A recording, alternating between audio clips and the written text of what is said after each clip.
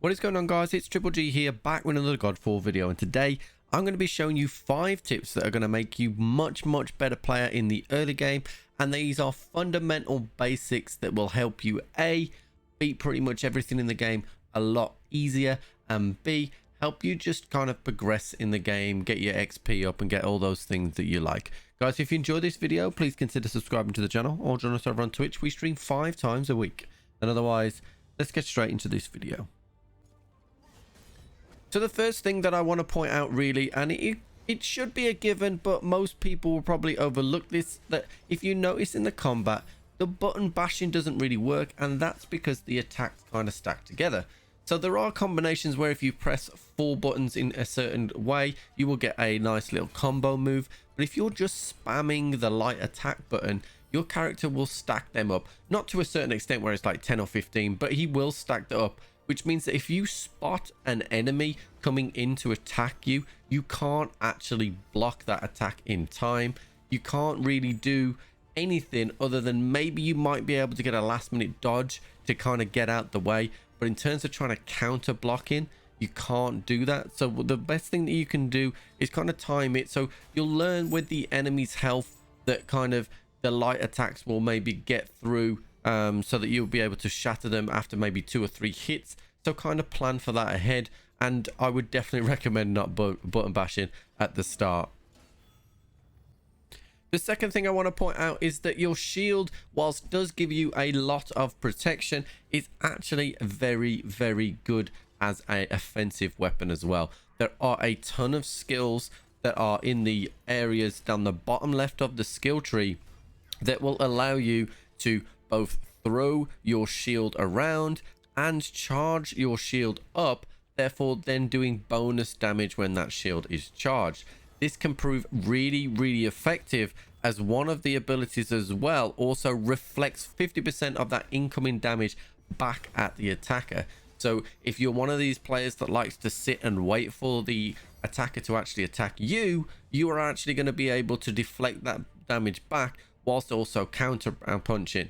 There is also a really good skill in shield attacks which allows you to perform a spinning blast, and this can interrupt the red unblockable attacks from your enemies, which is a lifesaver when it comes to boss fights sometimes with the amount of damage they can do to you.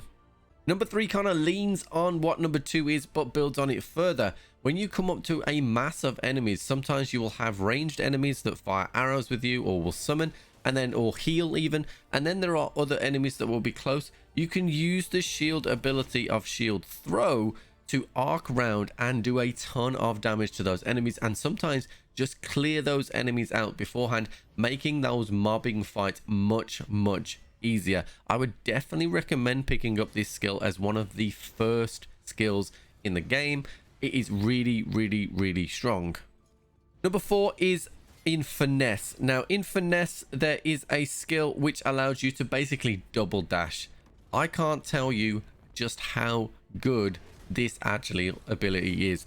The double dash not only allows you to close ground quickly, maybe when you've knocked an enemy to the ground, or you're just trying to shatter that enemy very quickly, but in addition to that, you can actually just dodge completely out of the way of attacks, including boss attacks, rather than try and time your shield parry.